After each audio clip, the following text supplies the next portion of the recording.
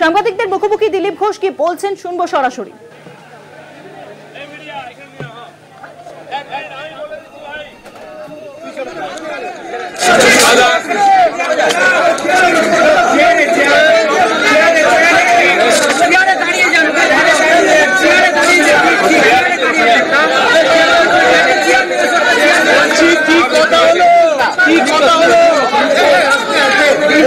ভাই আজকে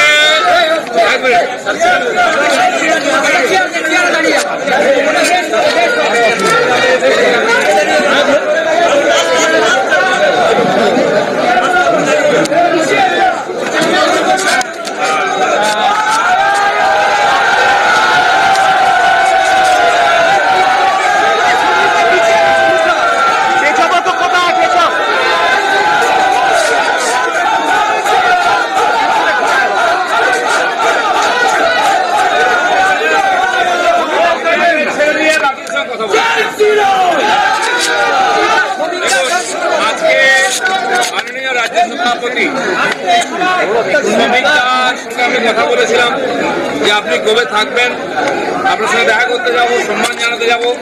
তো উনি আজকে 4টের সময় টাইম দিয়েছিলেন যে আমি আছি অফিসে, এবং সঙ্গে সঙ্গে যে কর্মীদের দেখছেন এনারা আমাকে অনেকে ফোন করেছিলেন যে আপনি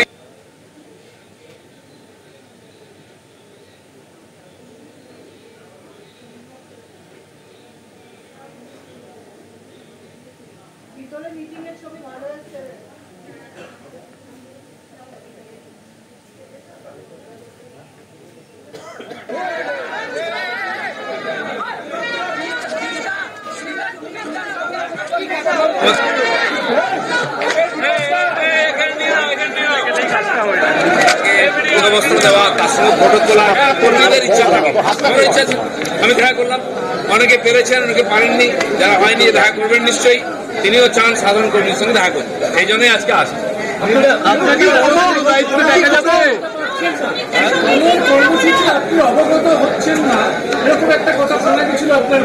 যে কর্মসূচিতে আমার থাকার কথা সেখানে আমাকে ডাকা, আমি এই রাজ্যের কোন পদাধিকারী নই, রাজ্যের সব মিটিং এ আমাকে থাকতে হবে এরকম নয়। এখন সাংগঠনিক কাজ চলছে, বুথ তৈরি ইত্যাদি, নির্বাচন আগে।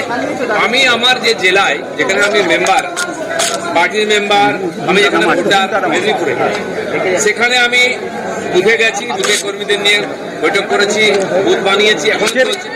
এবং আমাদের মেদিনীপুর জেলার কর্মীরা খুব উৎসাহে কাজ করছেন, মেদিনীপুরে এগিয়ে আছে সবচেয়ে বেশি। আমি যা খবর পেলাম 700 বেশি বুথ হয়ে গেছে।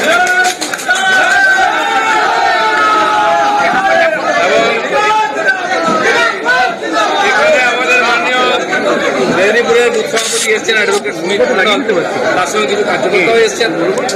উনি এসে মাননীয় রাজ্য সভাপতিকে আমাদের জেলায় যাওয়ার জন্য আমন্ত্রণ করেছেন যে আসুন, খুব জোরদার স্বাগত আর সম্বর্ধনা দেবো।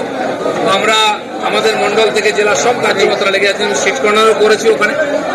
সেদিন শ্যামাপ্রসাদ জয়ন্তী 6 তারিখে খড়গপুরের মাননীয় সাংসদের মূর্তি স্থাপনা করেছি আমরা, লেগে আছেন কর্মীরা। মাননীয় রাজ্য সভাপতি যখন জেলা সফর শুরু করবেন, আমরা চাইবো মেদিনীপুরের প্রথমবার আসুন, সেখানে সমস্ত কর্মীরা তাকে সম্মান জানাবেন। এখন তো কমিটি হয়নি, জেলা কমিটি হয়নি, রাজ্য কমিটি হয়নি। আমি বলেছি যে আমি নয়, সমস্ত আপনার সঙ্গে আছে, সবার বিশ্বাস আপনার হাত ধরে আমরা নবান্নে পৌঁছবো। আর আপনি যা আদেশ করবেন, সব কর্মীরা, দিলীপ ঘোষ ও পার্টির একজন সাধারণ কর্মী, আপনার নেতৃত্বে আমরা লড়াই করতে রাজি আছি।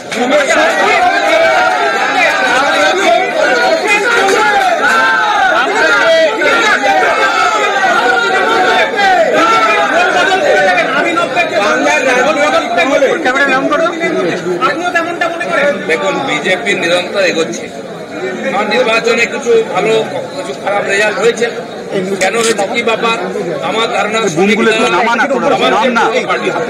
এবং আমার যখন পার্টিতে এন্ট্রি হয়, আমি রাজ্যের সাধারণ সম্পাদক হই, তার আগে উনি রাজ্যের সাধারণ সম্পাদক ছিলেন, এমএলএ ছিলেন। আর আমাকে উনি বিধানসভার নেতা হতে ওনার জায়গায় জায়গা দেওয়া হয়, এবং আমিও ওনার জায়গা ধরে হাঁটতে আরম্ভ করি। আমি রাজ্য সভাপতি হই, তারপরে এমএলএ হই, এমপি হই। তো তিনি আমার যে সিনিয়র লিডার, আমার তার প্রতি শ্রদ্ধা আছে। তিনিও বলেছেন সবাইকে নিয়ে কাজ করতে হবে, আপনাকে সময় দিতে হবে। তো এরপরে যেমন যেমন যোজনা তৈরি হবে পার্টির পক্ষে আদেশ হবে, আমরা সবাই আপনাকে কোনো বড় ভূমিকায় দেখা যাবে?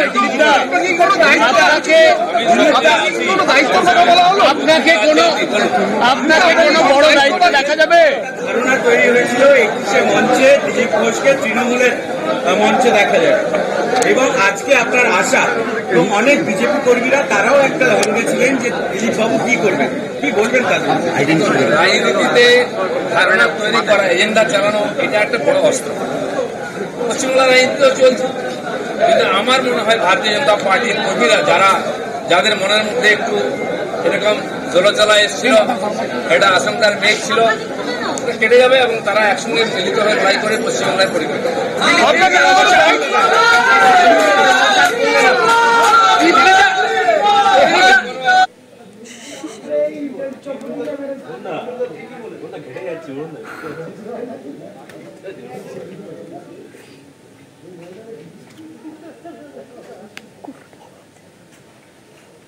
প্রায় 30 মিনিট ধরে বৈঠক হয় বিজেপির নতুন রাজ্য সভাপতি শ্রমিক ভট্টাচার্য এবং দিলীপ ঘোষের মধ্যে। ইতিমধ্যে আমরা জানতে পারছি যে যেই দ্বন্দ্ব নিজেদের মধ্যে ছিল যে দিলীপ ঘোষ 21শে জুলাইয়ের মঞ্চে উপস্থিত থাকতে চলেছেন, সেই দ্বন্দ্ব কার্যত তিনি উড়িয়ে দিয়েছেন। তৃণমূলে তিনি যোগ দিচ্ছেন না বলে স্পষ্টত জানিয়েছেন দিলীপ ঘোষ।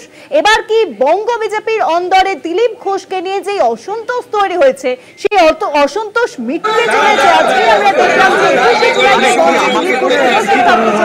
এবং তারপরে কিন্তু আমি স্লোগান দিয়েছিলাম 19 সালে 19 হা 21 সাফ, 19 সাফ হয়নি, যেটা বেঁচে গেছে 26 সাফ। 21 তারিখ কোন মঞ্চে থাকবেন? আপনারা বলেছিলেন কোনো না কোনো মঞ্চে থাকবেন। 21 তারিখ আসুন না, একটু ধৈর্য ধরুন, এতদিন ধৈর্য ধরুন। আচ্ছা, কিন্তু এরকম একটা বিষয় রটনা হয়েছে যে আপনার সঙ্গে নাকি দলের দূরত্ব তৈরি হয়েছে। আজকে যেভাবে শ্রমিকদের পাশে আপনি এসে একসঙ্গে দূরত্ব তৈরি হয়েছে, ঠিক কি হয়েছে দূরত্বের প্রশ্ন নেই। আমি বিজেপিতে আছি, বিজেপির কাজ করছি। বিজেপি অফিস থেকে আমাকে গাড়ি দেওয়া হয়েছে, আমি সাধারণ সম্পাদক হয়েছিলাম, তখন থেকে সেটা আমি ব্যবহার করে পার্টির কাজ করছি। যে পার্টির কাজের দরকার নেই আমাকে গাড়ি, আমাকে সিকিউরিটিও পার্টি থেকে দেওয়া হয়েছে। আমি গাড়িও চাইনি, সিকিউরিটি চাইনি, পদও চাইনি। আমাকে যোগ্য মনে করেছে পার্টি, যা যা কাজ করা বলেছে আমি এটা।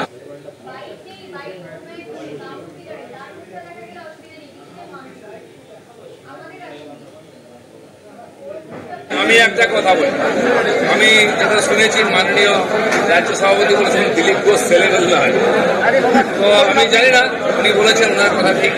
তো দাম যার থাকে মার্কেটে না, তাকে নিয়ে জল্পনা, সেই তার সেলের কথা ওঠে। যাদের দাম নেই তাদের কিনবে কে, রাস্তায় পড়ে আছে। দিলীপ ঘোষের দাম আছে, দিলীপ ঘোষের দাম থাকবে, কারণ দিলীপ ঘোষের কোনো ভেজাল। আপনাকে নিয়ে একটা আবেগ কিন্তু কাজ করেছে, যেভাবে কর্মীরা ভূমিকা দেখতে চাই। আবেগ তো আছেই, আবেগ দিয়ে আমরা পার্টি দাঁড় করেছি, রক্ত দিয়েছি, ঘাম দিয়েছি। 150 জনের বেশি কর্মী আমার সামনে প্রাণ দিয়েছে।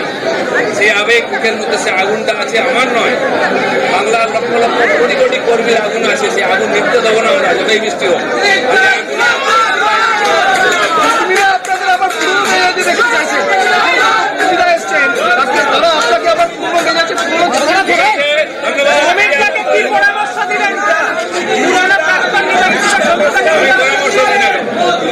আমার কর্মী বন্ধুরা, আমি কর্মী বন্ধুরা যারা এসছেন সবাই আমাকে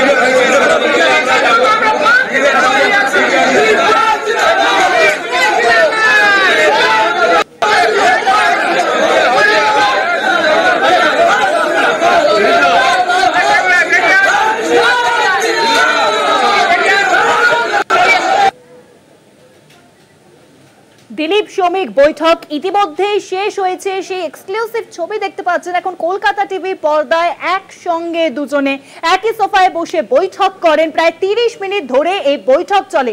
21শে জুলাইয়ের মঞ্চে উপস্থিত থাকতে চলেছেন দিলীপ ঘোষ।